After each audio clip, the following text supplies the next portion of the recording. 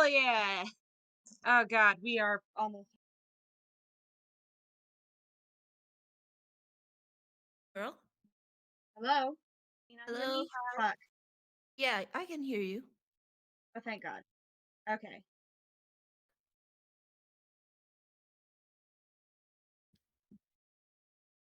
I can't believe we're canonically gonna bust fucking wall.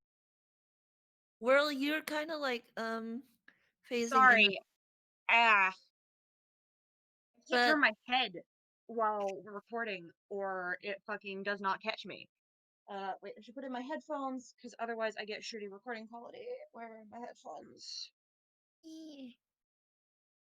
Oh, Hex, do you want me to eat you the title card? I'll eat it, right? Well, I don't have the version without the typo. Oh, yeah, yeah, yeah, I'll get that into the chat. Hang on. Hell yeah, hell yeah, hell yeah, hell yeah.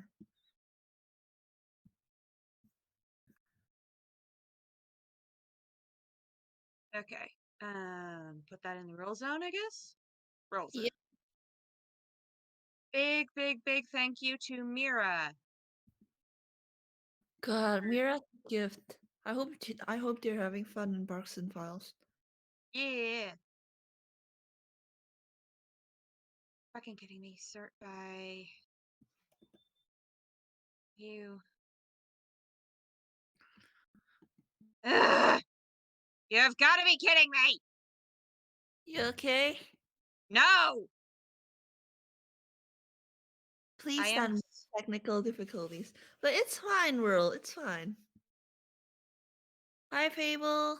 Hex offered to well, Hex's OBS finished recording, so they're gonna do the backup recording. And Fable.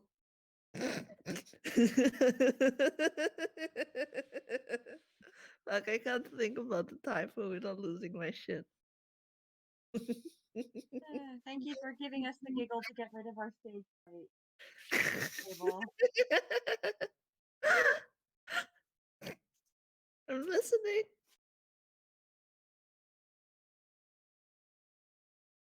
But yeah, do you want to start, World? Yeah, hang on. Okay, wait, shit, I should actually start recording. Fuck. Okay. 3, 2, 1. Quiet on set. Hello, listening audience, and welcome to another Toonkind at 12 frames per second. My name is Whirl. I am one of your two players for today, and I am joined here by the wonderful, the lovely, fantastic, amazing. Can you please introduce yourself? Hi, I'm Vamp. I'll be playing Marcel. Hold on a second, I'm still laughing over the typo. I'll be playing Marcel, the He Who Magic Man. Yes. And if you cannot see the title card because you are listening to on recording on your MP3 player, like me, then this FPS is called A Noble Cause. Um, so Vamp, Yeah. or Marcel, I suppose, seeing as he is technically the one who I am asking this question to. You have had a bit of a realization lately, huh? Well, you might have to be more specific. Well, yeah, this is true. Marcel, due to certain levels of obliviousness, is kind of in a constant state of revelations. Um, this is more along the lines of a bit of a realization about a bit of a problem you've got regarding the size of your social circle versus the size of your domicile. Yeah, like he has a lot of friends and he has family now. Like actual family. He's admitting it. He's trying his best to admit it. And the thing is, people tend to like even during Animus, they gravitated towards his apartment to celebrate it. And it's really like straining itself like holding just three people. Mm-hmm. Things are Like getting crowded. it really is. And the two roommates he has is Sandy and Gil. And I imagine that they probably take up more space than they initially would seem.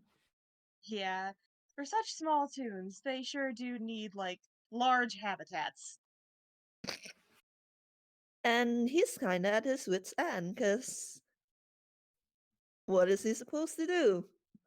He does have a house in his inventory, but it only lasts like 12 hours. And he can't just like go to an empty lot in Toontown and just unleash the House of Pain. Mhm, mhm. Well, technically you could, but, like, and that's just a hassle. Yeah. So, with that in mind, um, Marcel, you have come to talk to someone in specific. Um, Made a bit of a trek across town, to be honest.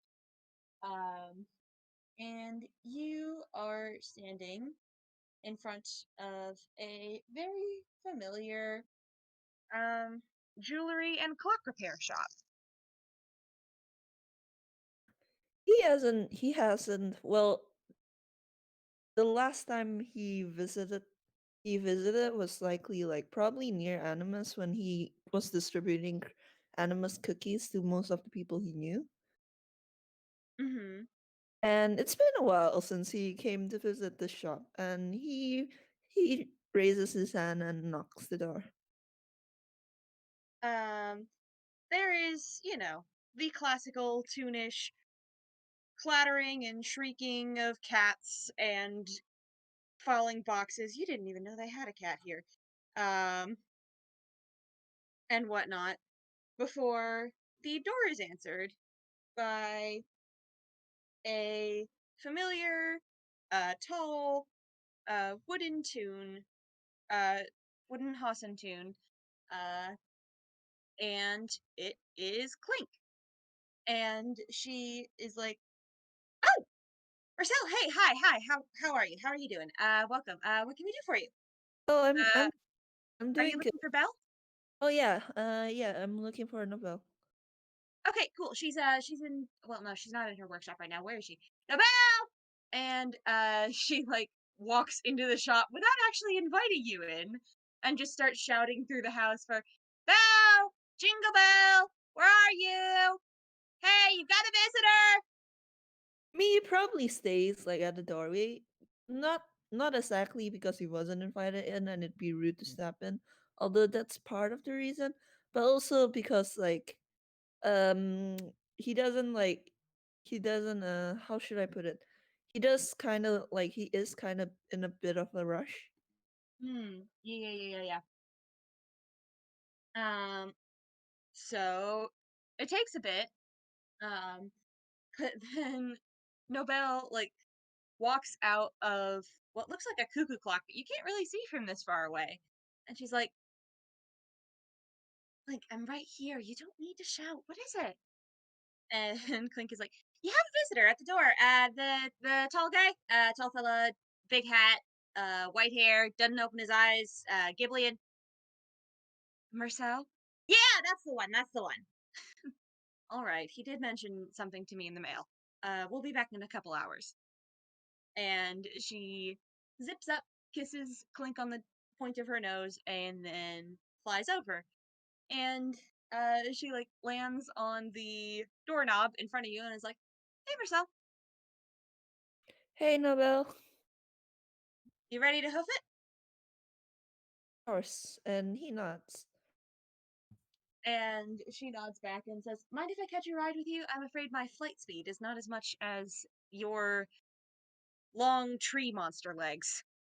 I am not that tall. And she just gives you a fucking look. He She is 5 inches tall, you heathen. and he just kind of wilts a bit and goes, "Yeah, of course. Do you want to sit on the brim of my hat?" Yeah, she like laughs and nods and then flies up and lands on the brim of your hat. And And you there, guys start heading off. yeah. And Nobel, you're sitting on the brim of his hat, and he has a few pins, like a few more pins than he had the last time you saw him. And at least one of them is magical, and I think she's going to, like, coo softly at these and be like, "Oh, these are beautiful pieces of work. Where'd you get these?" Oh, and Sal starts tapping on each one. Well, you know about the rose pin, Hmm. Yeah. but the signet pin is from Prim. She Oh, gave good it. choice. Yeah, she gave it. She gave it to me a bit after we first met.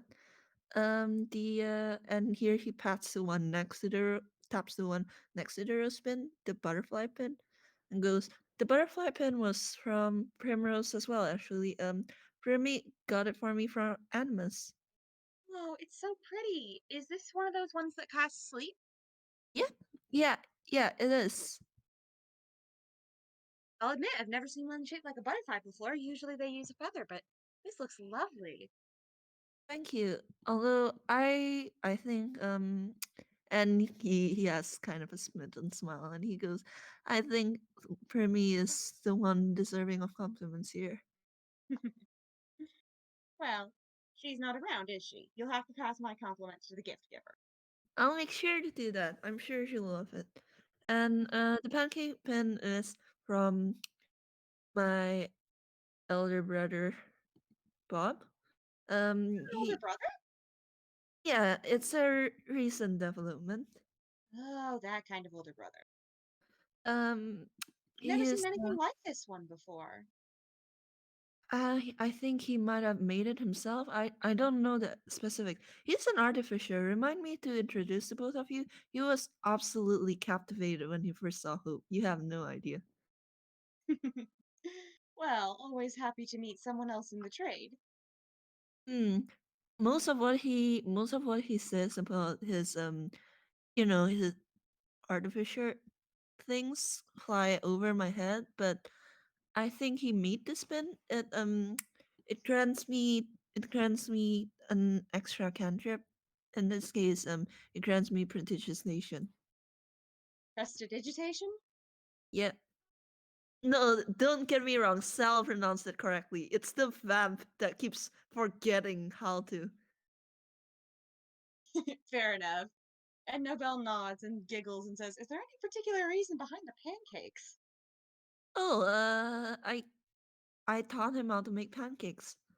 Oh, that's so sweet. Oh, that must explain why it's so powerful. It's got a good nostalgia boost on it.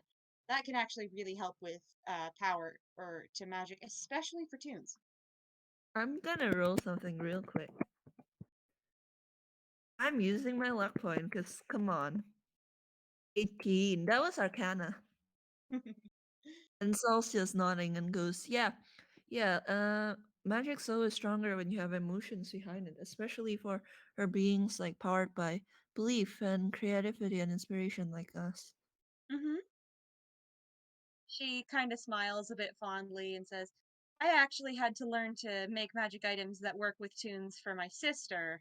Um, she was always getting into trouble and insisted on going off on her adventures, so I had to figure out how to make armor that would be suited towards tunes. And, well, the thing that ended up working was imbuing my own protective energies into it." Oh, that's interesting. I think Primrose did something similar for her animus gift to Tobias. She managed to find someone to imbue a ring with the ability to cast mage armor. You're looking at that someone, sweetheart. Oh, that was you? Yep. Pretty simple design actually. And because I don't actually know a lot about magic designs, Novelle just kind of rambles for a hot second about like protective spells and how she made the ring and using different parts of Primrose's magic so that it would feel familiar to Tobias and all that fun stuff. And Sal is just nodding and like, listen, he is the magic man for a reason. He is absolutely keeping up with every single word. And I mean, it as is a, artificer talk. Are you sure you don't want to roll intelligence or something? sure, let's go for it. Hold on, intelligence, intelligence. Yep, I was right. That's his modifier. Oh, 7. So you kind of get some of the magic parts of this, but most of it is just flying over your head, especially because she talks about different things like that she had to do that wouldn't even make sense for a normal artificer because normal artificers are not 5 inches tall. I imagine like he just handles this the same way he handles engineer like info dumping trains and like movies to him. Like he's nodding and he's definitely listening, but also like inside his head right now it's just elevator music. God bless you, Marcel. Actually, T herself, though he's actually like I have I have like quite a few magical items in my inventory, you know. Maybe I'll look at those at some point. Yeah, there's actually one that hmm and Hmm. he pauses and thinks for a second before shaking his head. Maybe one day. Marcel, now you've got me all curious. It's it's a pocket watch. Hmm. It's an enchanted pocket watch. I'm not actually quite sure what it does. I haven't opened it yet. Mind if I take a look? Uh he kinda hesitates a bit. Roll persuasion. Oh God, her persuasion's not great. She doesn't have like really good. Yeah, she has a fucking +1, and she has proficiency in. You can do it. You can do it, Nobel. That's a 16. 16. Yeah, that meets it. Like Like she's he's obviously genuinely curious. he's obviously very hesitant, but he reaches into his hammer space. Yep, that does it. He reaches into his hammer space and takes out a pocket watch. And it's a very familiar pocket watch to anyone who's watched Memory Lane. And also, I have the funny mental image of him like lifting it up to the brim of his hat, and Nobelle having to take it from him. Yeah, that's so cute. And she's like holding it in her lap for a second, and then she's like looking at it, looking it over, and says, "Wow, this is a beautiful piece of work. Where did you get this? I haven't seen anything like this since I left the Isles." Um, and he is sweating. I'm gonna roll insight. Her insight is shit, but actually, it's not. It's a +4, but oh shit, that's an 18. Alright, you definitely see that he's sweating. You definitely see that he's actually like when she asks where did you get this, like he looks kind of like shifty eyed. And she like blinks at him, then looks at the thing, then looks down at him again. And it's like kind of this moment of where she's like having to hang her head over the edge of his hat to look down at him. Because, tiny. And then she eventually kind of like gets it as like, ah, I get it. Rough story, don't have to tell me. Yeah, thanks for that. That's mainly the reason why I haven't opened the pocket watch yet. The way we got it was Not so nice. uh, rough. I feel that. Don't worry. I won't pester you about it. Do you mind if I pop it open? Oh, sure, go ahead. And she does so and pops it open. And Marcel, why don't you tell me what happy memory plays when when this thing is opened? Like, tell me one Hmm. of Marcel's happy memories.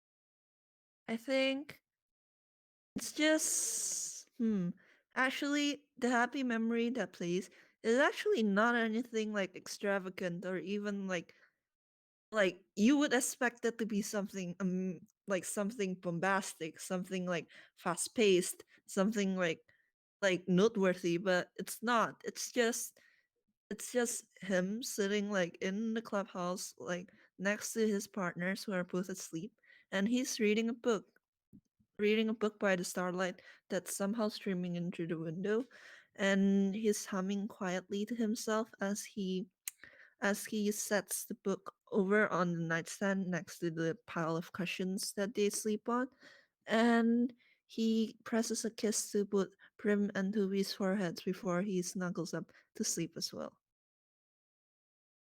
And Nobelle makes like a soft cooing noise at this and like, oh, such a precious memory.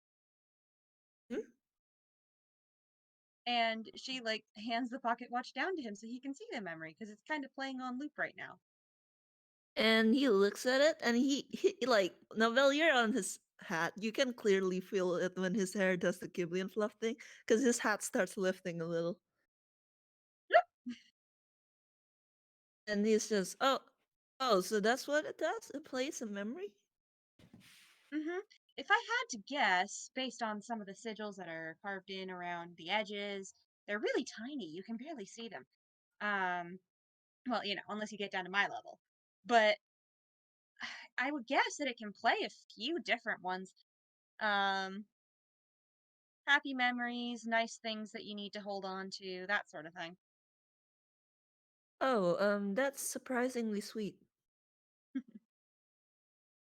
And he clasps the pocket watch closed and like opens it again. What plays this time? Does it play again? I thought the moon projection only like happens once per day. The projection happens once per day. It's just that only once per day do you get the wisdom save out of it. Yeah, you said that the projection. You just said that the projection happens once per day. Oh, no, no, no. The projection works pretty much every time you open it. It's just that you only get the wisdom save once per day. Sorry. Ah, all right, that makes sense. The happy memory that plays right now is actually just him like reading a book at a table, and you can see like a pair of black ears like out of frame, and you can hear muffled. So please, they're going to bring out the torches and pitchforks, and you can see him like hiding a smile behind the pages of his book as he goes, "I'll be sure to leave roses at your grave, then, Jack." Good friend of yours? Something of that sort, yes. And he closes the pocket watch for permanently this time and puts it back in his cyberspace. And I think that's enough walk and talk time for us to have gotten to the apartment, yes? Yeah, yeah, probably. Like he has long legs. Like he he crosses a lot of distance.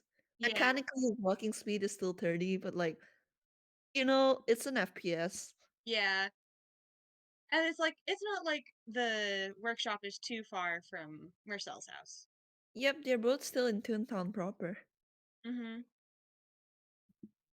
And as they walk up to the apartment, Marcel goes, "Ah, it would solve my problems if the House of Pain could actually subsist for more than just a few hours."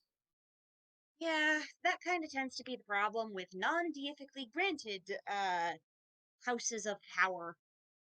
She kind of makes like a wavy finger gesture when she says houses of power, like when you squiggle your fingers to pretend you're doing magic.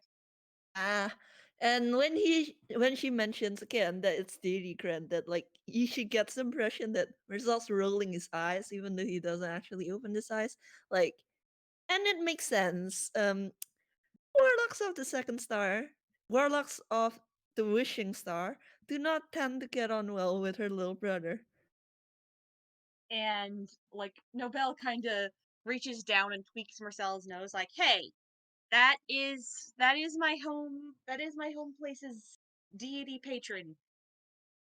No That sass." is that is the one thing he has going for him, he murmurs, but then he just unlocks the door to his apartment and opens it. Yeah, because we've walked inside, walked up the stairs, gotten to Marcel's place, Yeah. and the minute they're inside, Nobel takes off the edge of Marcel's hat, which feels kind of weird. Like it feels like if a bird just jumped off of your hat. And she starts flying around and looking around and being like, "Okay, I can work with this. I can work with this. Luckily, you've got an outer wall. Do you know who lives next door?" Oh, Bob and Ross. Bob and Ross? Oh yeah, Bob's the one who gave me this, and he taps his pancake pin. Oh, that's the older brother. Hmm. And she Yeah. kind of looks around the space and thinks for a minute and is like, How does he feel about demolition? I excuse me? Well, and she sort of like taps her finger against the side of her nose as she thinks and is like, see, something we could do to start opening the space up a bit is to bust down the wall between your apartment and his. And believe it or not, that's actually legal with Toon building codes. I was so shocked. Looked it up in the books after you sent me that letter, and I was like, wait, what? That's actually a thing. But yeah, given the whole Toonkind nesting instinct thing that y'all have got going on, where you like adopt families of hundreds, they straight up have a clause that if the people who live next door to each other are close enough to consider each other family and both of them consent to it, it's perfectly okay to bust down a freaking wall, Marcel. And I've been dying to do that. I mean, I think you would need to ask Bob this. And he looks kind of like he's starting to figure out exactly what he's gotten himself into. And she like kind of giggles and says, "Okay, okay, we can ask him about that later. Hang on." And then she takes off like a bullet and she kind of disappears. Like, you know that effect where in Peter Pan, like when you're up close to Tinkerbell, you can see her. When you're far away from her, you just see a ball of light moving around. Yeah, I know exactly the effect you're talking about. Yeah, that happens with Nobelle as she zips around and is like muttering numbers to herself and taking measurements with a really long piece of yarn that she's pulled from Hammerspace. And like she pulls a comically oversized notebook out of Hammerspace and slaps that down on the table and starts scribbling notes every once in a while. Marcel, meanwhile, isn't actually like helping much because he has no idea how to help. He's just standing there and quietly like reviewing what Nobel just said about nesting and about tune building codes, and it's just, is that why Bob moved next door? Who knows? Maybe it is. And eventually she stops moving and I want you to do me a favor. Roll either perception or insight. Here, exact to put the exact same modifier, so 14. Yeah, okay. I'm gonna give you this because she has mentioned this to you before. There's something a little interesting going on with her design right now. Namely, that her ponytail has turned into like a candle flame, and there are little flickers of fire around her eyes, and her glow is so much brighter, and she seems really excited and energetic as she calls you over and is like, "Okay, okay, okay. I've got a couple plans that you can look at, a couple ideas for how we can expand the place. You mentioned wanting extra bedrooms. You didn't mention how many. So, I want you to tell me how many you think you might need. Uh, I've got um I've got like a handful of ideas on stuff. You probably should get another bathroom cuz your bathroom is really small, man. Um At and this, we can also Marcel, expand the kitchen and when she mentions a small bathroom, Marcel makes kind of like a long suffering look. Because I imagine with three people living together and just a single bathroom, there have been moments when like Gil or Sandy is inside and Marcel's like just waiting outside for them to finish. And he's just, yeah, yeah, I don't know how many more bedrooms. I mean, I guess how many bedrooms can a place fit? I don't know. I just want I just want Sandy and Gil to like have more space to run around in. And we celebrated Animus and by having dinner here, and it's already quite small for three people. Um, it's even smaller when there's five.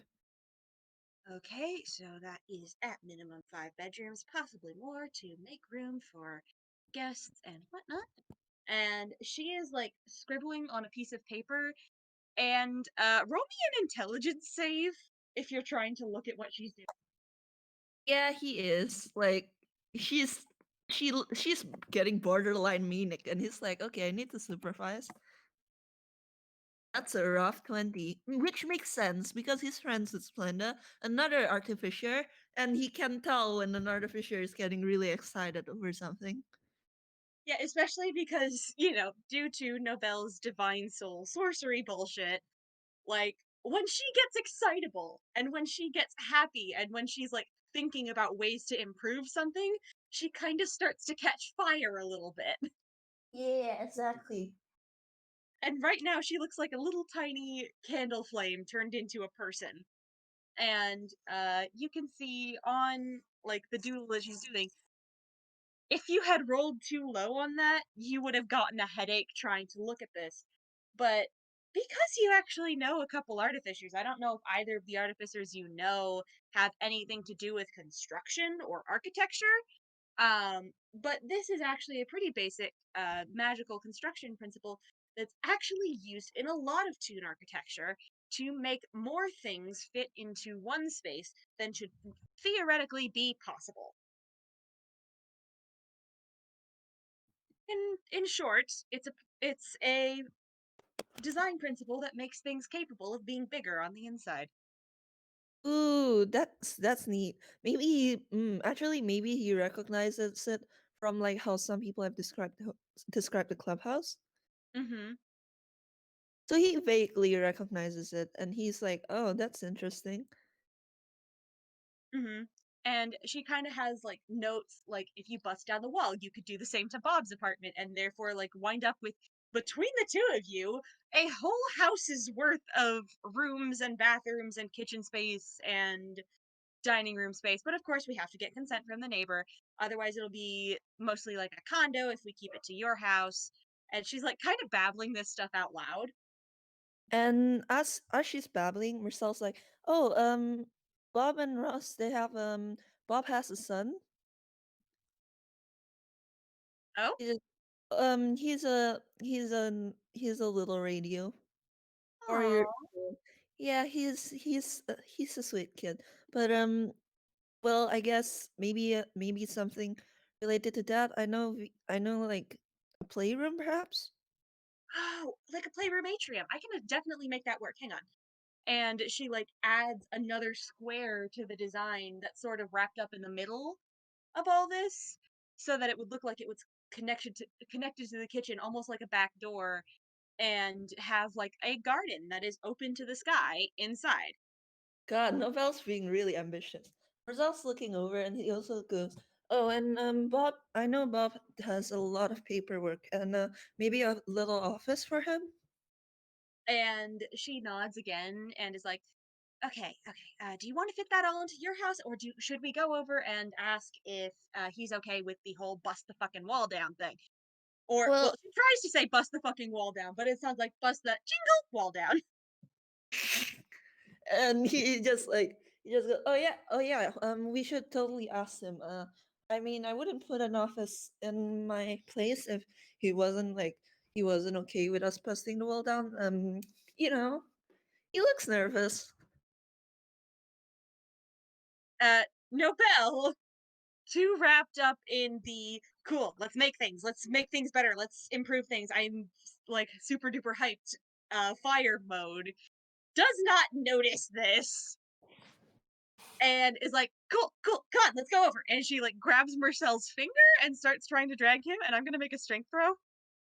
Oh God. Earth of Strength is a 19. Please let this work for the comedy. Yes! It works. Like he is absolutely unprepared for Nobel to actually yank him down towards the door. Yeah, like she grabs his finger like a small child grabbing an adult's hand, and she just starts flying towards the door. And he's just like dragged behind her. And I'm actually gonna make something real quick. Oh dear. Yeah, that was a dexterity saving throw. Like, Novell, you're dragging him behind you, and like one of his heels buckles under like you're under the pressure, and like he's kind of like, like when you trip, like you're still dragging him, but he's kind of like lost his balance already. He's stumbling. Yeah, And she like opens the door with a bit of magic, because she does have mage hand. Um, and like drags you over and then like situates you so you're fully standing upright, and she's like, "Okay, okay, okay, now come on, we gotta ask." Right. Hold on. I have to ask Bob if we're okay with demolishing the wall between our apartments. Yeah, yeah, yeah, yeah, yeah. Gotta All do right. this legally, legal wise. I hate the law. Right. Anyway, Right. All right. Okay. And he knocks on the door very quietly at first, but kind of like getting a little louder.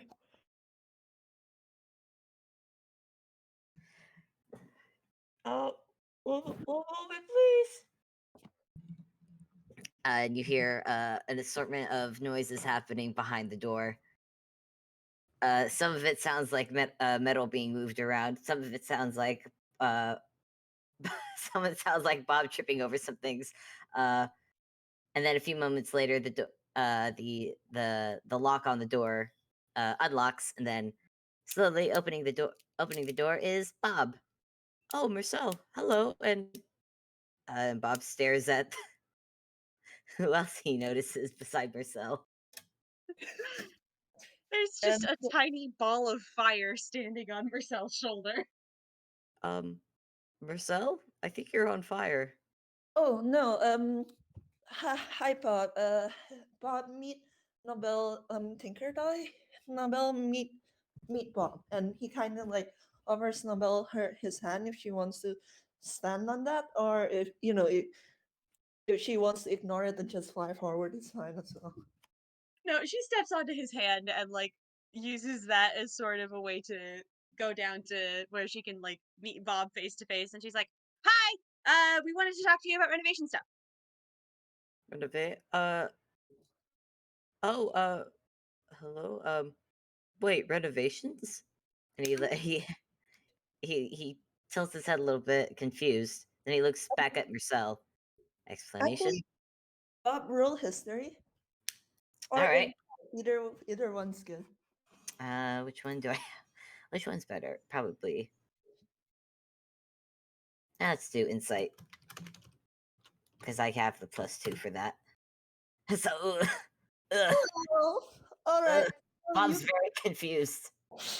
you vaguely remember Sal about mentioning something about like the apartment being too cramped, but nothing substantial. Okay, yeah, I think Bob's like hearing that, but he doesn't. I don't think he's put together the pieces of why. Um, Marcel, I know your place is a bit cramped, but why are you? Do you need my help with something?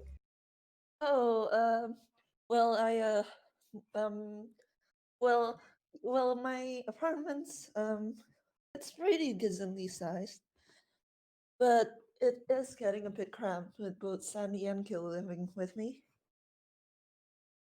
And Nobel offered to help. He gestures at Nobel. She waves. Nobel get offered to help, and she came up with something. She came up with something a few minutes ago. Bob turns his gaze back to Nobel. You have his attention. And she like nods, and she puts her hands on her hips, and then wait, hold up a finger. D10. Yeah, she reaches into her hammer space, and pulls out a big law book about building codes. And she flips through it and says, "Okay, so you and Marcel are like the found family thing, yeah? Yes. Well, there's this thing, right? There's this clause in, or I think it's called a clause. I don't actually speak legal. I mostly speak machines and architecture, and I'm really good at that. But I'm really bad at law. But I read this thing, and she like opens to a certain page and shows you a thing on a certain page about building codes and specifically about the merging of property, and says it actually works for apartments too. But basically, if there are, members of a family, found or otherwise, then uh, who live like close enough to each other to share a wall, Basically they can merge their properties and it's perfectly legal. Um, and So you're asking if I want to tear down the wall of the apartment and merge with Marcel's. Is that right? yep. Yeah, yeah, it is. Well, not that I want to say no, but I'd have to ask Ross about it. I'm not the only one living here after all. Yeah, you're right. And so nods. Yeah, that does make sense. Hmm. I don't imagine he'd say no, but I'd rather have him be here for this conversation. Hmm. Yeah, and Cell actually kind of like taps Nobel a little and goes, "We can wait for that, Nobel." Okay. Yeah. Sorry for the botherment. I just thought I'd ask because and like the fire is sort of starting to dim a little. Like it's still present, but it's gone from like white hot to being just sort of a pleasant orange color. As she like calms down a little bit and is like, "Oh yeah, sense and reason. That's a thing." Yeah, Cell's kind of relieved to see that she's lost the absolutely manic energy. I mean, Bob's not really sure what's going on, but it's going to come But back in a second, but as like as like Nobel dims a little, actually Marcel's gonna turn to Bob and go, do you remember Hope? oh, of course. You, I check in on her now and again back at the studio, or at least say hello.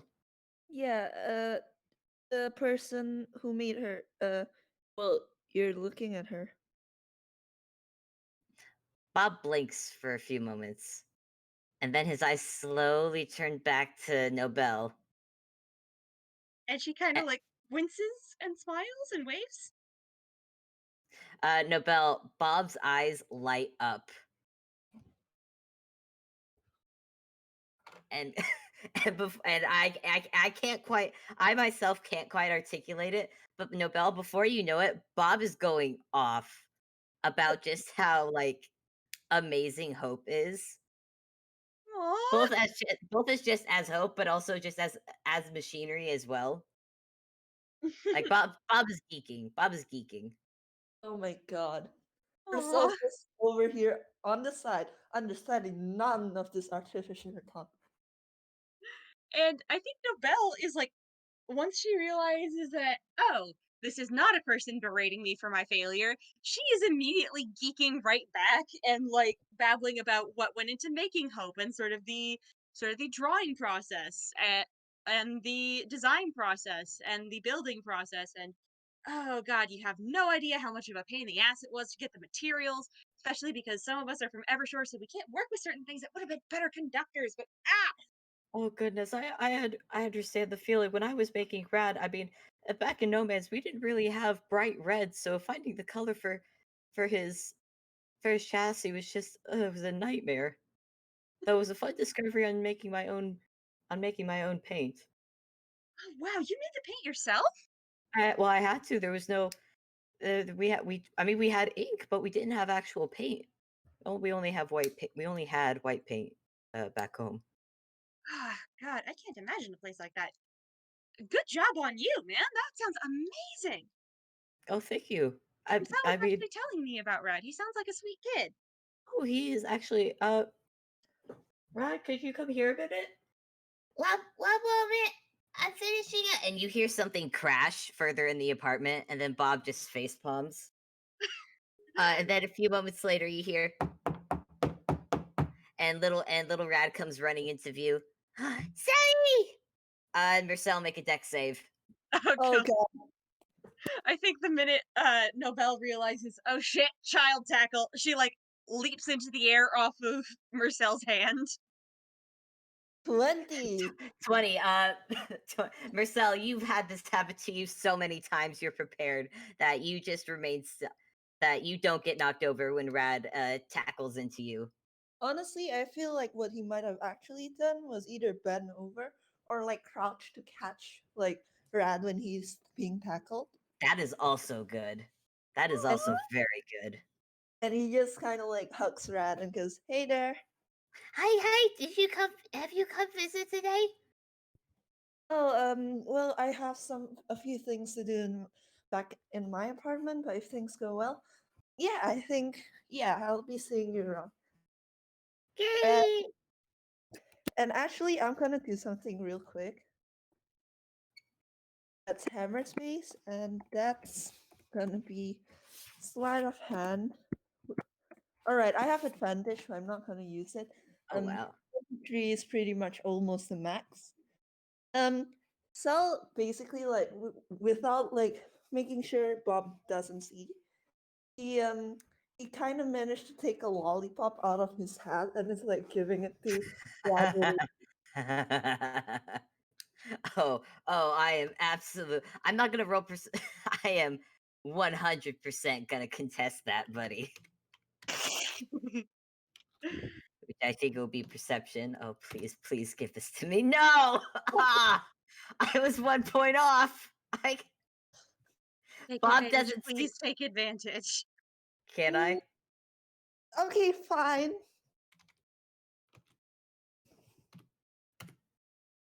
Ah, do I say damn. Bob doesn't see it, but Bob is suspicious. Because I imagine Marcel's done it before. Marcel's just looking at Bob. He looks positively angelic. He even has the angel hat over his head. That's ultimately sus. Now I'm gonna roll sleight of hand for Rad. Oh, Because Rad God. just got sneakily handed candy. Let's see if Rad is able to keep it hidden. Brad, you sweet summer child. Nope, Rad immediately has the can. At the moment the candy is in Rad's hands, Rad's eyes glow up and he raises both hands in the air like candy. And then Bob, and then just immediately shoves it into the speaker, and Bob just crosses his arms and looks at you, Marcel. Marcel winces a little and sweats as he side eyes, like he's just not meeting Bob's eyes. I would like you both to know that Nobelle is giggling madly at this. Like, she's hiding it behind her head, but she's giggling because, oh, this sweet summer child. Yeah, Bob just, you're you're fixing whatever he breaks during his sugar rush. You know that, right? Uh, uh, yeah. Come on. It was just one lollipop. Mm-hmm. And I'm sure it will swell his appetite before dinner. Bob just squints. And Marcel just stares a little longer before breaking a little and goes, and I'll babysit him on the weekends when you and Ross are going off on dates. And Bob smiles. That'll- I think that. Oh, that's. Wait, sorry. Fable fubbin. Let me start that over. Blah blah blah blah. Bob smiles and goes, "Oh, thank you for offering. That's so nice of you, Marcel." Ever so nice smile. I'll So, take you for that offer. Marcel, you're getting too good at this. I'm just, hang on. I gotta roll a wisdom save real fast. Oh? See if Nobelle can keep from laughing. That's an 8. No, she does. She, like, it sounds like just somebody has started jingling a little bell. She, like, Oh, has to clap both of her hands over her mouth, and she's, like, shaking and hovering in midair and giggling like a maniac. Yeah, Bob Bob eventually breaks into a chuckle as well. I'm also gonna roll a thing for Rat to see if he understands what's going on. oh my goodness. It's gonna be an intelligence roll. It's a 12. Rat's just looking. He doesn't get it. And I Wait, what's funny? What's the joke? I don't get it. um it's nothing. Your dad's just and he squints a little at Bob like it's not really squinting when he doesn't open his eyes, but Bob, you've known Sal for a while. You know this particular facial expression, and he goes, "Your dad just said something very funny." Bob just smiles ever so innocently back. Marcel, you have a feeling that Bob's been spending too much time talking to Gil because that smile looks a bit wicked, but anyways, uh, Oh, but Family rubbing off on Fable, each other. Fable. I hope you know something, Fable. mm, All right. So Saul pushes himself to his feet and goes, "Oh, I think we need to go back to the renovations." And then he takes off his hat, reaches into it, and takes out another lollipop, and he offers it to Rat. what? No, what?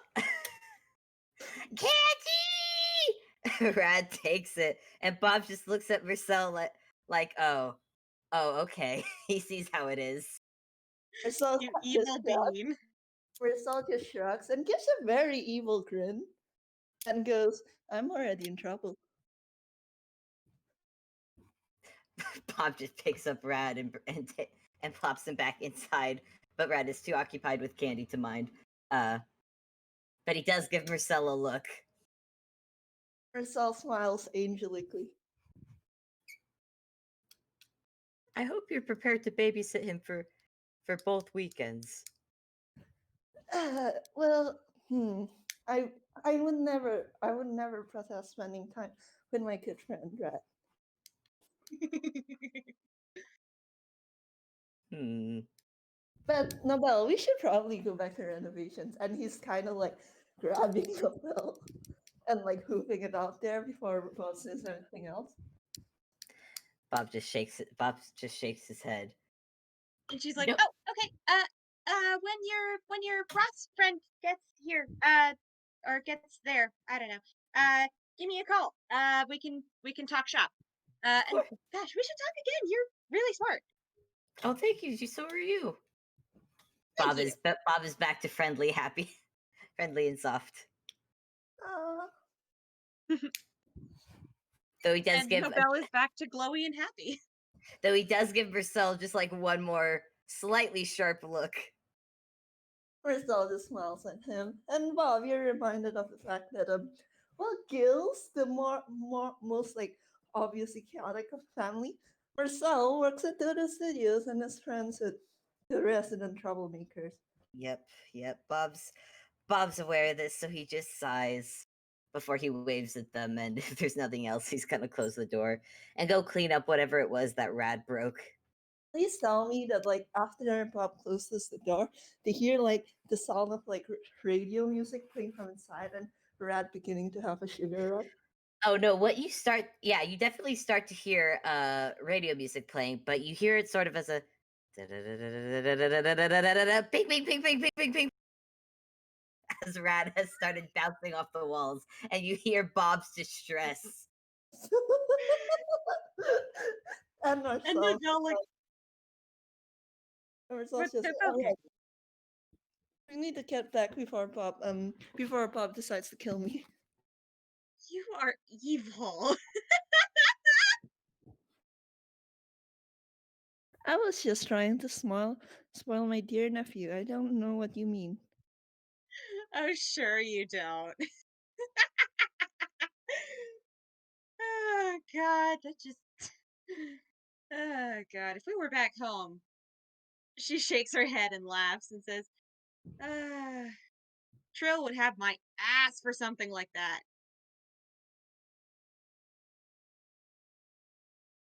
And And you first. no, go ahead. No, you first. I don't know what I was gonna say. Yeah, like she mentions that. Oh yeah, my sister would fucking kill me for something like that. Or at least she tries. Again, every time she tries to swear,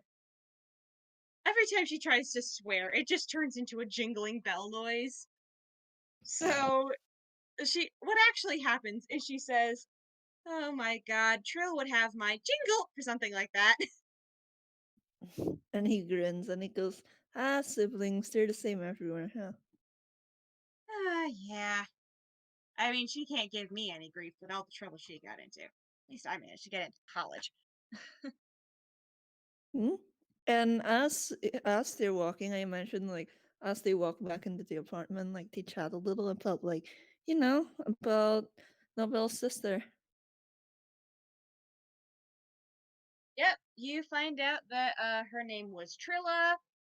She was a storm talent, and she had a penchant for playing pirate and getting into trouble with pirates.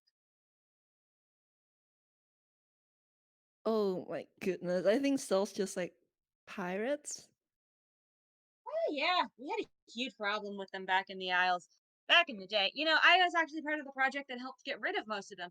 They had us build this big clockwork crocodile, and then, and she starts talking, and then it stops working. Like all you can hear is that jingling bell noise that happens when she tries to swear, and she doesn't seem to realize it's happening.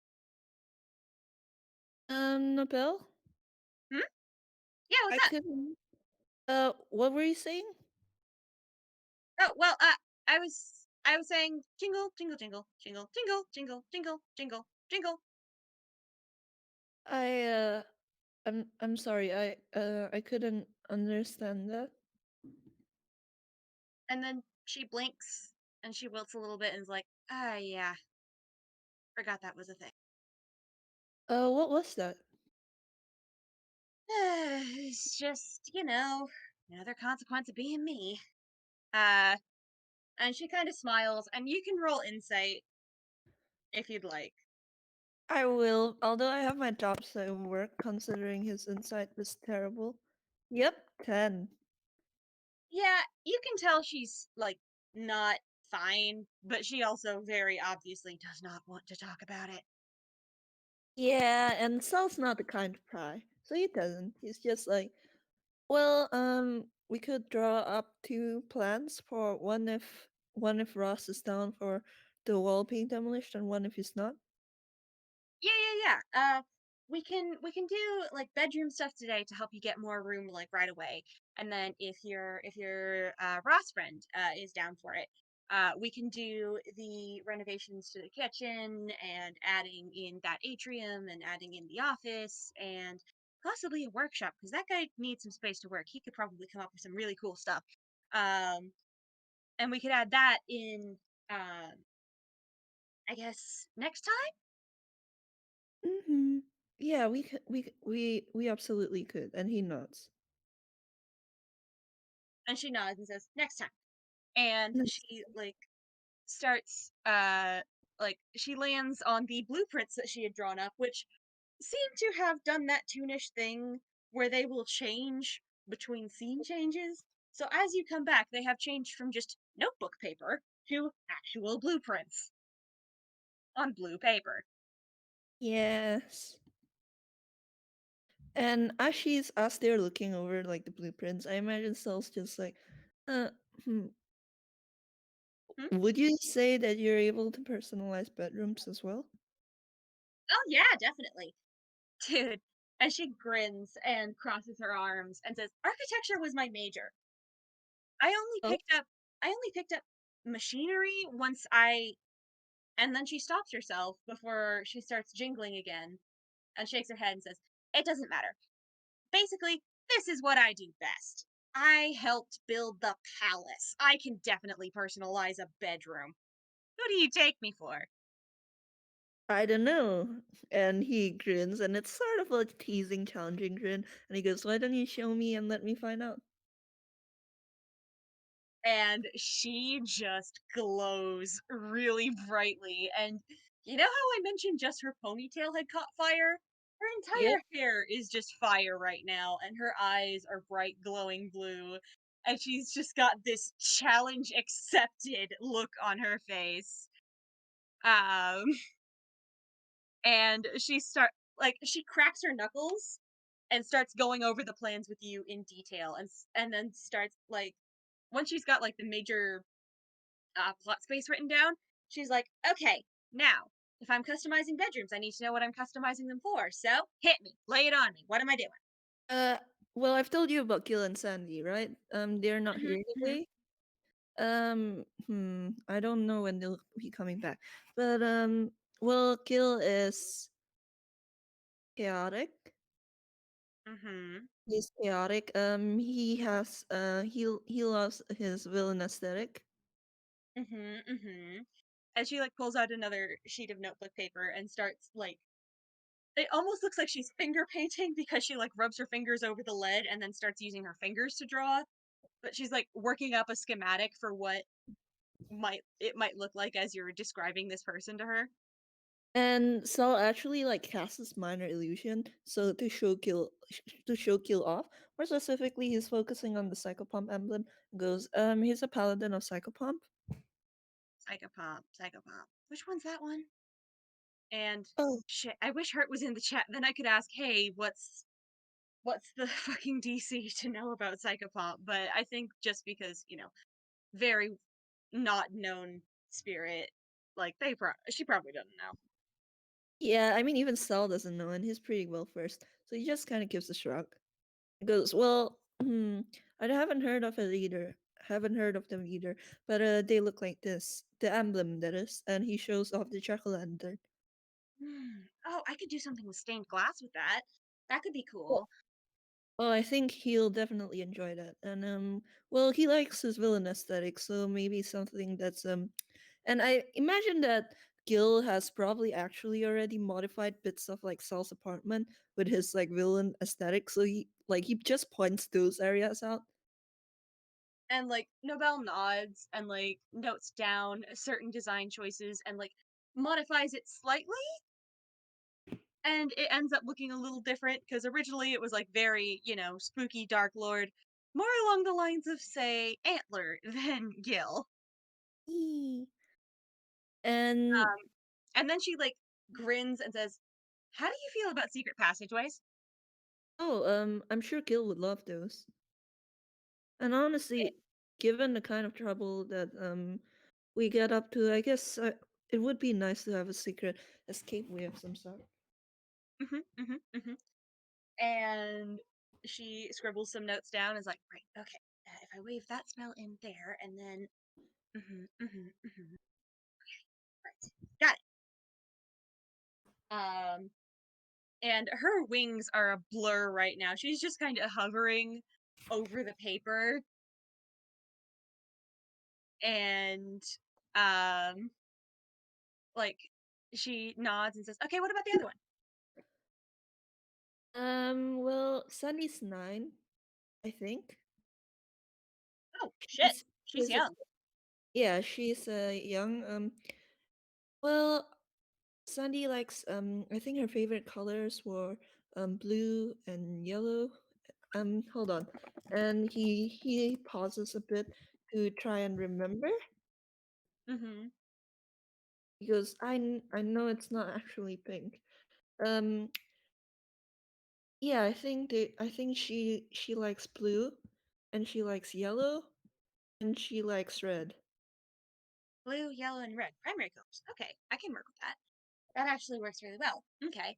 Any particular aesthetics? Like, I know for kids' rooms, at least back home, nature was a common theme. So, like, if you were in the autumn court where I was raised, then your room would often look like a forest. If you were in the summer court, their kids' rooms ended up looking kind of beachy.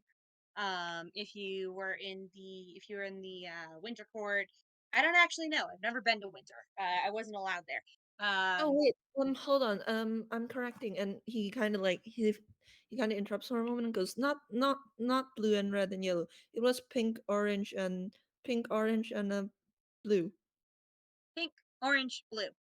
And she like kind of blinks. Pink, orange, blue. Then she looks at you, and then she looks at the reference she has of Gil, and the reference you've given her of Sandy, because I assume Marcel gave her a reference of Sandy as well. Yeah. Yep. And just, I'm gonna roll insight. That is a d20 plus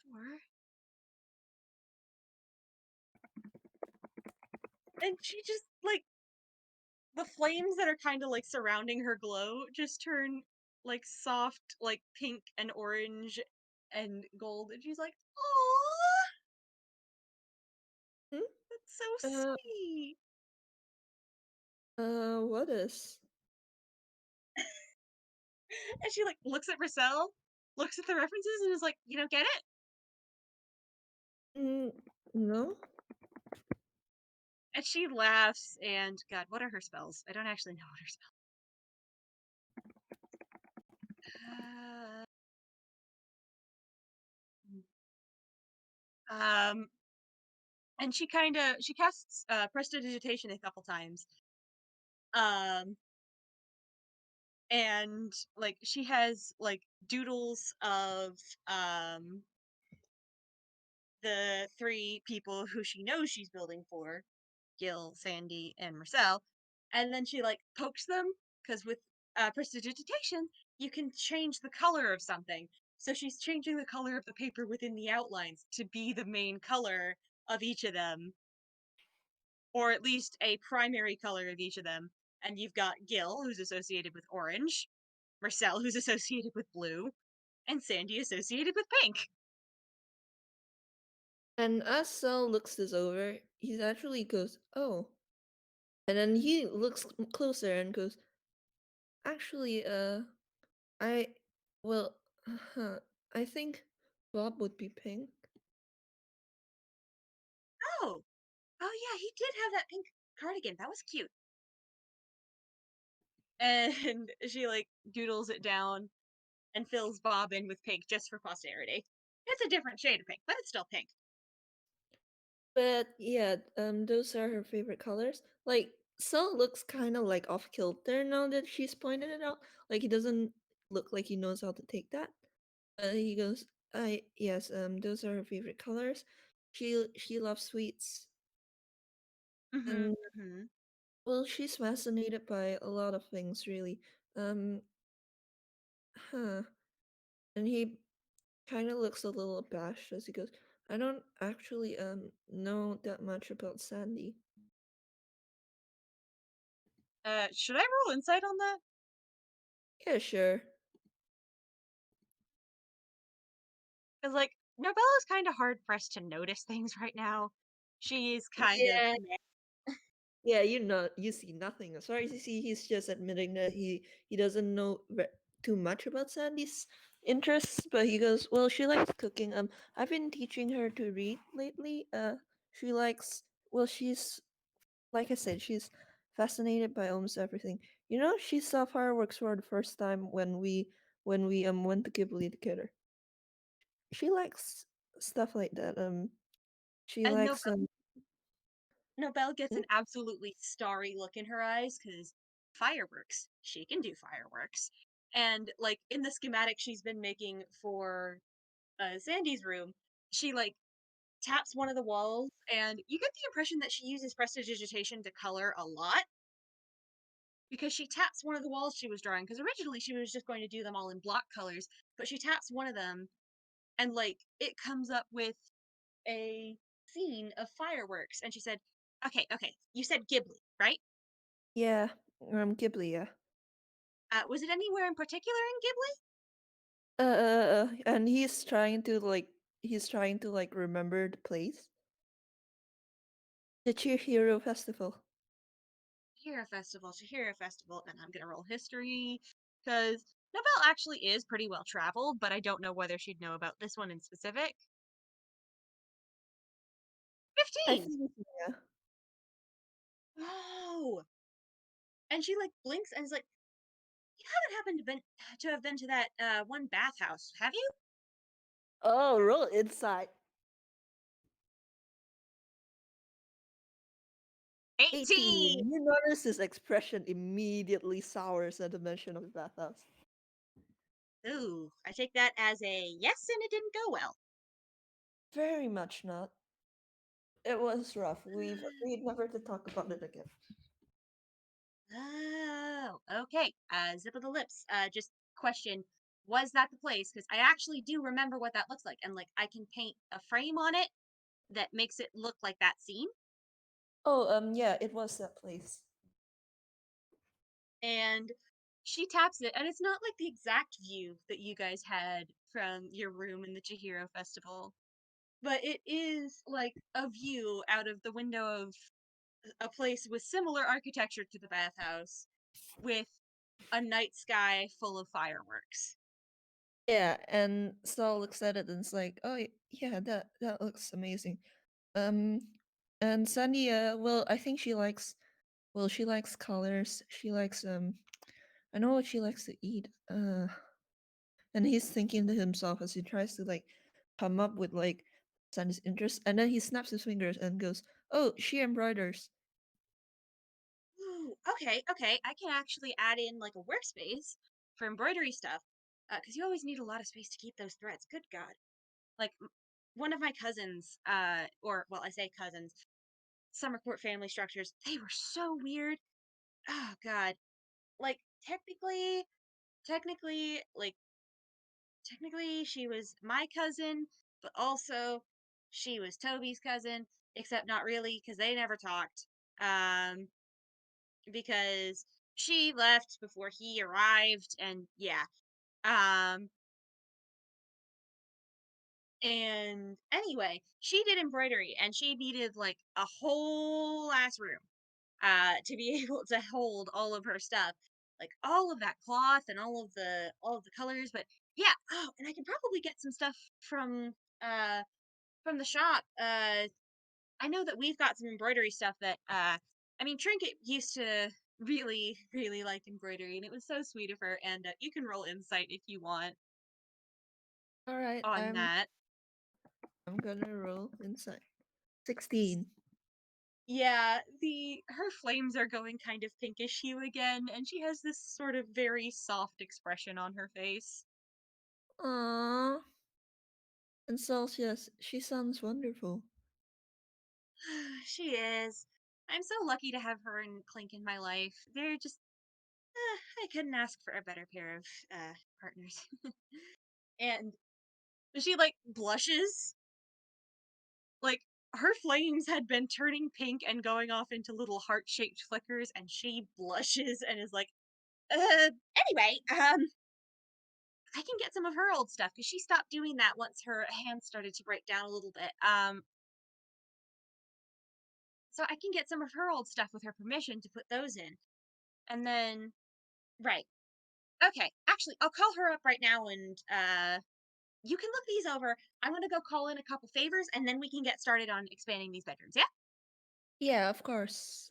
And he nods. Okay, and you two separate for a minute.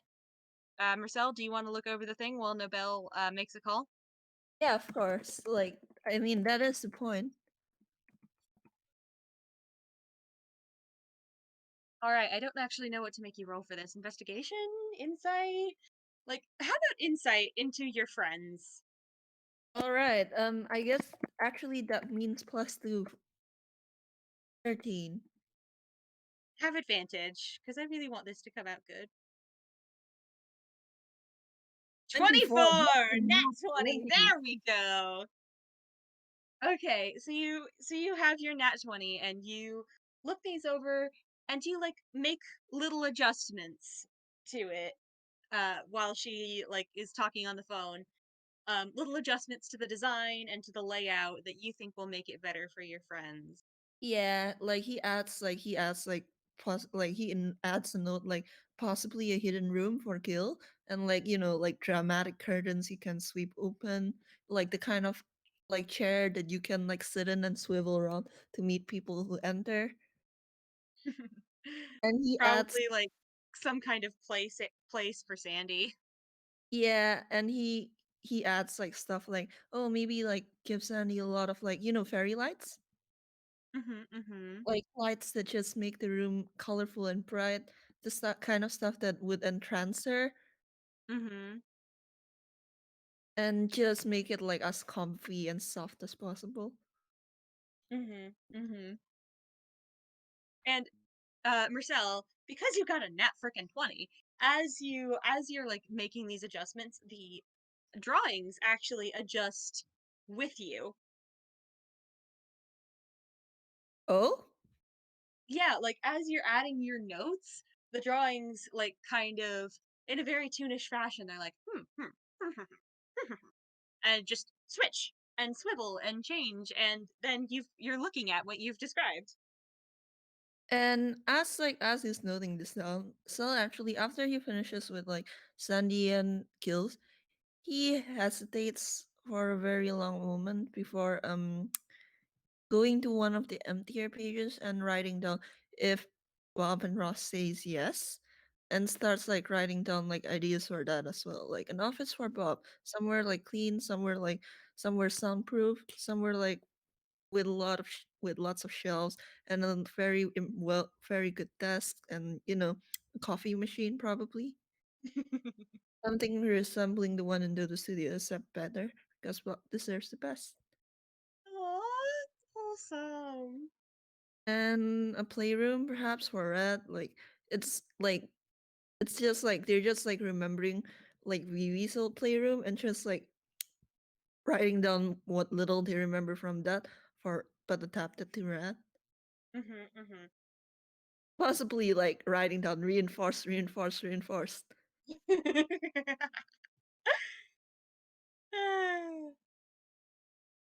And these And also sort of like create their own little doodle pages of what could be possible.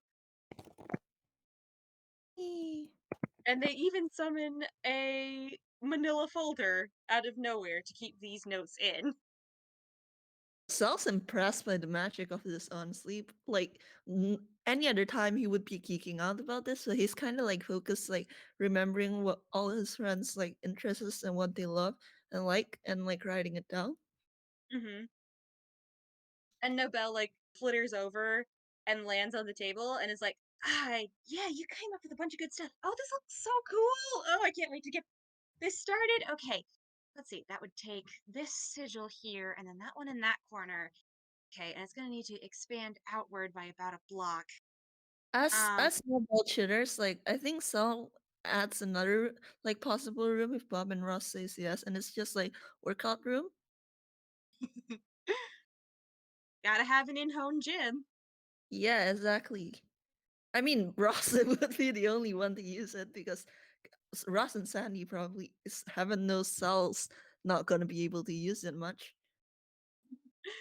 And Nobel grins and is like, "You guys are gonna have the penthouse. I swear to God." We have to see what Ross says first.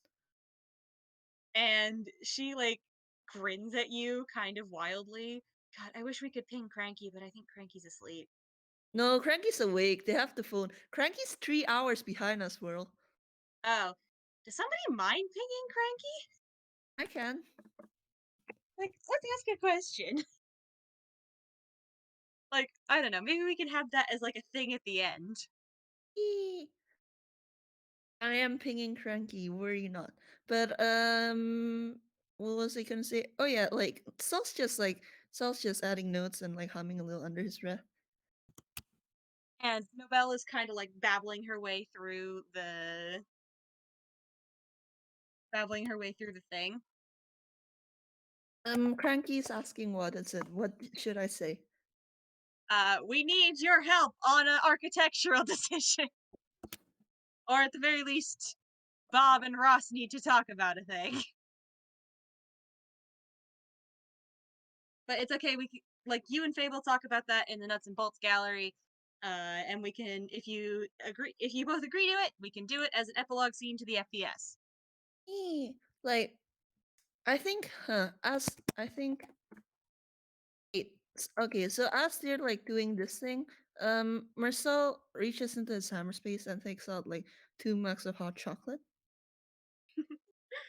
Please, please, could I? Okay, I actually have to roll Hammerspace as well.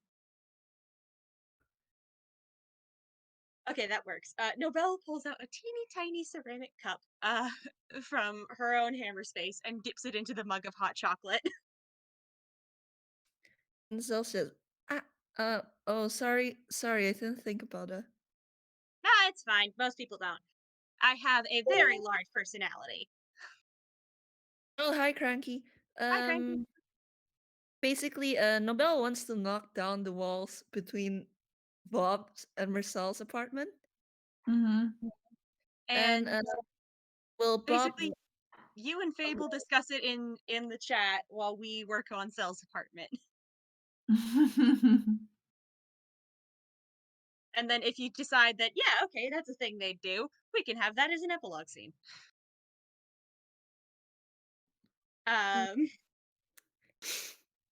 Gosh, I'm just like Sal's just like absent-mindedly going, no, no, I mean, I have met Tiny Toons before. I should have like prepared. And she like puts her hands on her hips and says, "Excuse you, Buster, I am not." And then she like looks at herself as like, "Okay, yeah, I'm tiny." Hey, you called my legs monster tree legs. You are 6'11". I'm 8 without heels. And I'm listen, I'm five listen, inches. listen, there's someone at my workplace who's taller than I am by a lot. Herb is like 7 feet. Holy shit! Or holy jingle! Yeah, Herb's a hair. He's 7 feet something. Wow, man's got some legs. Anyway, And um, well, and he starts adding a little more stuff. Like you mentioned, giving Bob a workshop if Bob and Ross agree to this. mm-hmm. See, the trick to this all is that you have to keep everything roughly the same shape, which is why you can see I sketched out the kind of square that you have here, and I sketched out the square they have there. We'd have to knock out the wall first if they decide to work with us, or if y'all decide to, merge the houses. Um, but basically, the trick is the square can theoretically be as big as it needs to be and have as many rooms as you want, but it has to stay the same shape.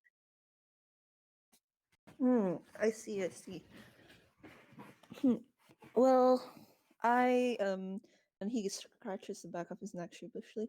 I don't know enough about architecture to help there. No, no, it's fine. As you can see, and she like taps her foot on one of the papers and it turns into a map. You get the feeling that this is specially engineered architecture paper, Hmm. and it fills out with a map that shows all of the rooms that you guys have been discussing in one neatly packed square. Now, Oh. technically, this is the floor space of a small mansion. Well, at the very least, a small country house, but it does have like the same shape, if not the same area. And therefore, because Toon Logic, God, I love working with that. One of the only advantages to living here. Or well, one of the many advantages to living here. Um, actually, but basically, because Toon Logic, as long as it's the same rough shape, the outside will stay the same, while the inside will be as big as you need it to be. Isn't that neat? Oh yeah. That's really neat. I'm gonna roll something real quick. 16. Okay, he understands.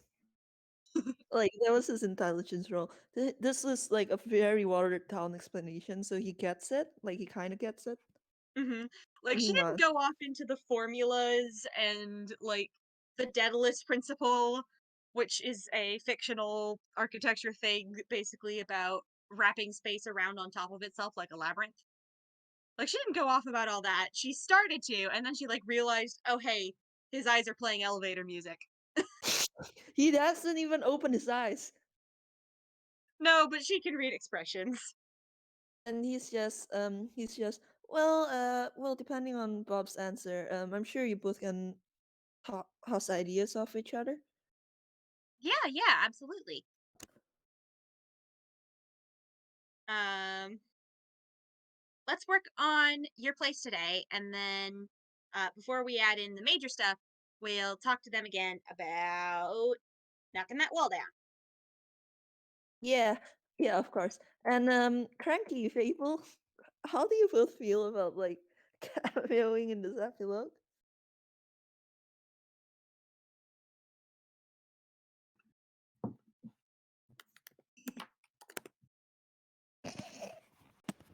Just imagining the as the both of them are talking, like they hear like some muffled noise from Bob's and Ross's side of the apartment. I feel like you hear just a quiet, like you hear some muffled talking on the other side. It's like, wait! Don't forget to. You have to wear a hard hat to be safe.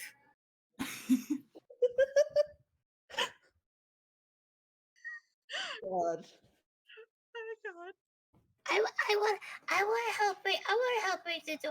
Oh no, Brad, you're gonna stand over here and wear your hard hat as well. Okay. Okay, dear, we're ready when you are. Did what? Wait. Oh, sorry. Um, just a second. I, Cranky, have just woken up from a nap, so. Oh, sorry. You're so valid, Cranky. Are, Thank you for indulging. are we busting it down right now? That was my interpret. That's what I thought was happening. Yep. Like, as Lo- Nobelle and Marcel are talking about this, probably. Like, oh yeah, we'll need to talk to them about this. Yeah. Ross already has his hammer and everything, and give me a second. Yeah, Bob made sure everyone was wearing a hard hat. So that's he's gonna swing with a good old 1d20 plus 4 with advantage. Oh my god. 16. Of course it hits a wall. I mean, it's a wall. It's not gonna move. It's a Yeah. wall. So we get this beautiful moment as Nobelle and Marcel are talking about this, where there's just a crash. And Ross comes through the wall, Kool-Aid Man style. Marcel's just like, Marcel actually has some. Oh yeah. You hear tiny little clapping on the back in Bob's apartment, and you hear Rad go, "That was amazing!" I think Ross makes like an exaggerated bow. I think when the apartment first started shaking, like Marcel like leapt over the table to take shelter behind it, and then he just thought of it like, "Oh, hi Ross." Hi Zell. Well, I think your answer is yes. Yep. Okay, that's great. And he's clearly like happy about this. And he's just, Nobelle says she can make a gym for you. Somewhere you can work out. Sure. And Nobelle like flitters through the hole in the wall, greets Bob and Rad again, says hello, nice to meet you to Ross, and then like does the whole zipping around thing to scale the place, and then is like, okay, got everything down. Yes. So we just need to take out this wall, and then I can do the magic thing. I just need, hang on. And she ruffles through her hammer space. Oh, right. We probably need to demolish this wall fully, huh? Yep, unfortunately, just one hole's got to do it. Hey, big guy, you've got a hammer. Mind lending a hand? Absolutely. Hell yeah, demolition! Oh, wait! Before anything, Oh, you guys probably want to look over the plans, huh? Bob actually holds his hands up. He carefully walks through the Ross-sized hole in the wall. And pulls out from his hammer space. He hands a blue hard hat to Marcel, and then hands a little because it's Toon logic, and of course he has one. He has a tiny little red hard hat to Nobelle. Somehow, because Toon logic, Marcel doesn't even take out his normal hat. He just wears the hard hat over the normal hat. Good. It's a hard hat with a very wide brim. Nobelle Somewhere tries the to put on, defense Jack is screaming with pain.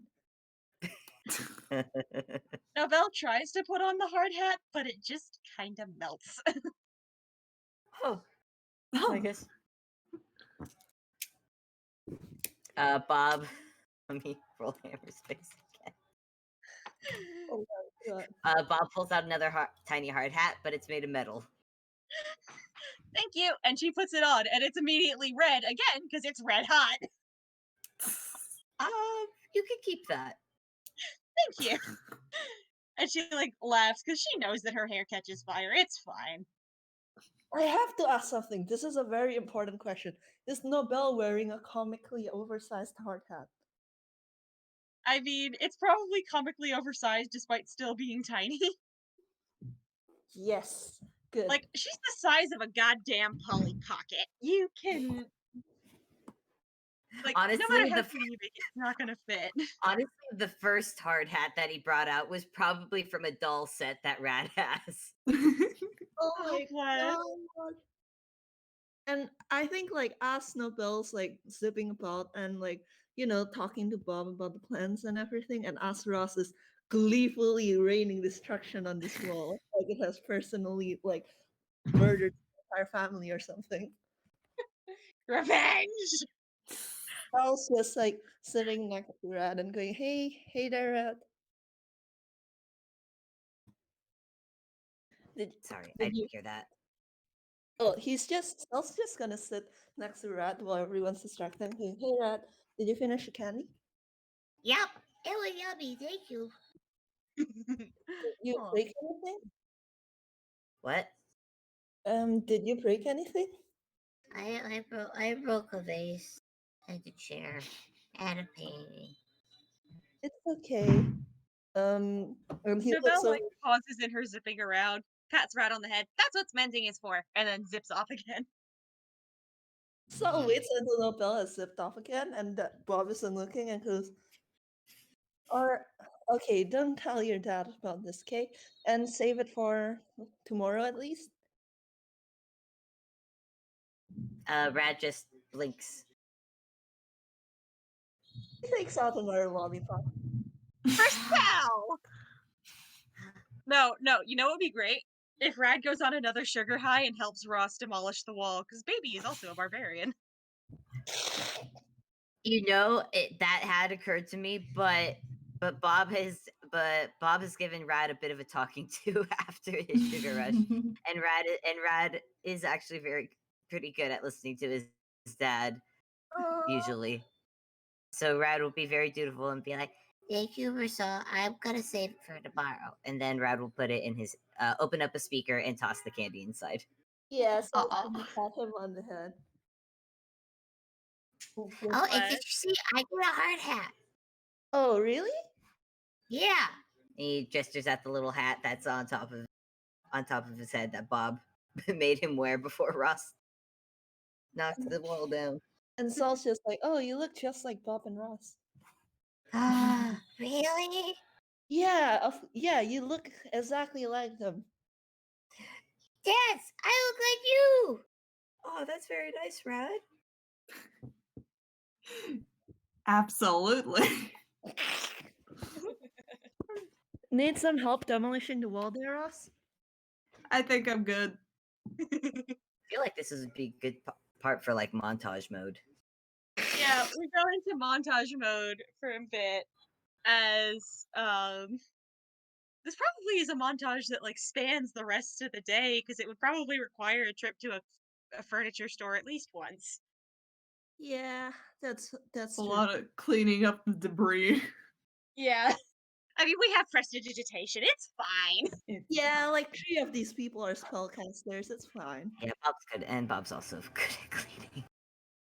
God. Yeah. So you get that wall rather cleanly knocked out, and then we get a couple shots of Marcel probably helping Nobel with laying down the sigils that will expand the house. Like, you have to put, this gemstone, and then this sign at this corner of the house, and then this one here, and then you gotta make sure that you've drawn this line, and you gotta, like, draw the chalk lines on the floor of where the new spaces are gonna be, and that sort of thing. God. Like, every once in a while, Saul just pauses to take in the fact that, hey, we're actually doing this. We knocked down the wall between both of the apartments. Bracket, Kool-Aid style bracket. And, like, we're actually, like, merging, like, the two homes. I feel like like if Ross is like working at like dealing with like his anyway, Ross will just like give like a smile away every time he like spots Cell again. And Saul smiles and waves as well. Like, occasionally he will walk over and offer, like, Ross, like, cold lemonade or something. But, Uh, you need to remember to hydrate. Also, Ross will also wave at Nobelle when he notices her because she's very small. She Tiny. waves back. She's very tiny, and she's also very excited. And I do imagine a couple times she like notices, ah, shit, I'm starting to catch fire, and she'll like walk over and like set her hands on a chunk of the wall and set it on fire so that it'll burn away. Oh my god. God, and I think that's a good place to end it. Yep. Well, actually, one last thing. Yeah. We end after the wall has been knocked down. All of the chalk lines have been drawn. All of the schematics have been placed in the appropriate rooms. Everything is set. And then Nobelle's like, okay. Now everybody get out of the house. What? You do not want to be inside when this happens. Okay. Rat, come with me. Bob just picks up Brad as well. Can Ross just pick Bob up? Yeah. Oh my god. Yes, please. And do I roll for that, or are we just gonna let No. that happen? Come Just on, let Ross. it happen. This is Ross an was- FPS. Yes. Ross has Well, probably carried Bob so many times. Yeah. Is it bad that I'm just imagining like he's carrying Bob with one arm, and then he passes by Marcel and just casually like tucks Marcel under his other arm as he walks by? Yes. Marcel can carry like a suitcase. Listen, he's Yes. used to this. He's used to being carried and manhandled. Like he's That was- like Bob, like Ross carries him, and he's just instantly like, ah, okay. Same hats. Say that. Literally, we're both wearing hard hats. We have so many. I have my reasons. I come prepared. Dodo's videos. Yes. That's I can't stop chaos from happening. I can at least be prepared for it. oh gods, yeah. By the wishing star. And you're all like waiting outside in the apartment hallway. I imagine the demolition has probably got some looks from the neighbors. Probably. It's fine. And like That's fine. Nobelle closes both the doors and is like, okay, real quick, which one do you want to be the front door? Oh, he looks at like Ross and Bob. uh, Uh, Bob looks at Ross. no, don't leave this to Ross. Come Well, on, you- left or right?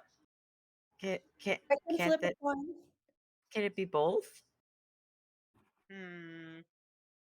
She thinks for a minute, then grabs the chalk out of her hand. Wait, I should probably roll. Yeah, she pulls a bright pink stick of chalk out of her hammer space and like draws a set of double doors between the two front doors, and is like, we'll use this one. Oh, Oh, okay. oh, I see what you're doing. All right. And then she like gestures for y'all to step back, rubs her hands together, claps twice, and sets her hands on the chalk door frame. And it is lit up by lines of bright glowing fire for a hot second. And the screen blacks out for a sec, and then comes back up on the hallway. And you've got the set of double doors there in the style of the rest of the doors on the hallway. And there's even like a nice little mailbox next to it. But the original two doors are gone.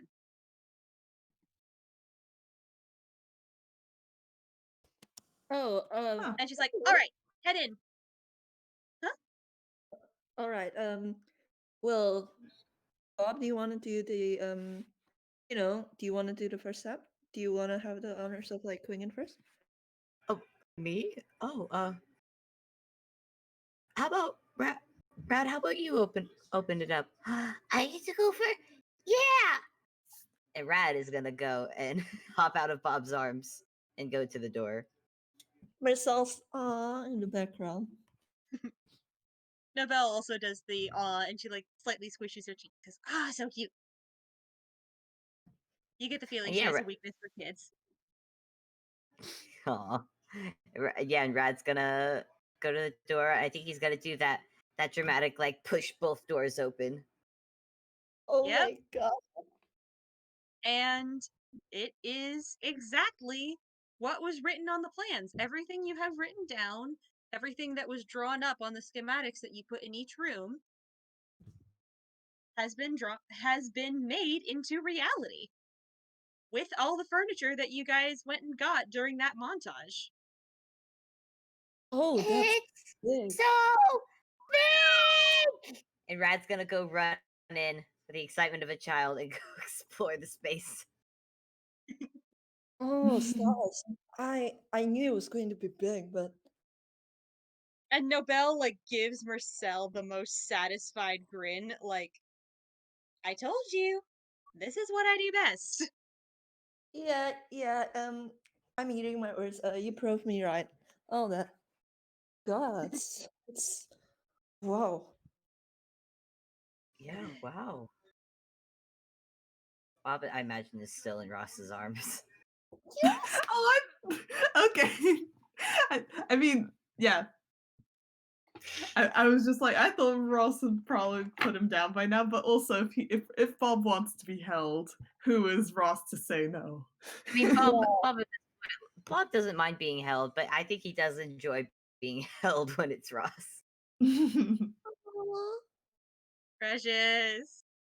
God, I'm just like, and as Sal enters and looks around, he's just like, oh, imagine Sandy and Kill's reactions coming back to this. They are not going to know what hit them. Come on, let me give you a tour. And I think we say that on that with Nobelle, like, giving y'all a tour of your new shared penthouse. God, Goddamn I can't penthouse. believe this. And such ends another game in which Whirl has given people a house. My recording, for some reason, was not picking up the desktop audio. Hex, I really hope yours worked. God, Um, well, it's because we challenged it by saying what could go wrong, like in the beginning there. yeah. Somebody who's in the nuts and bolts gallery, tell me, did it work, please? Hex it Heck, would have.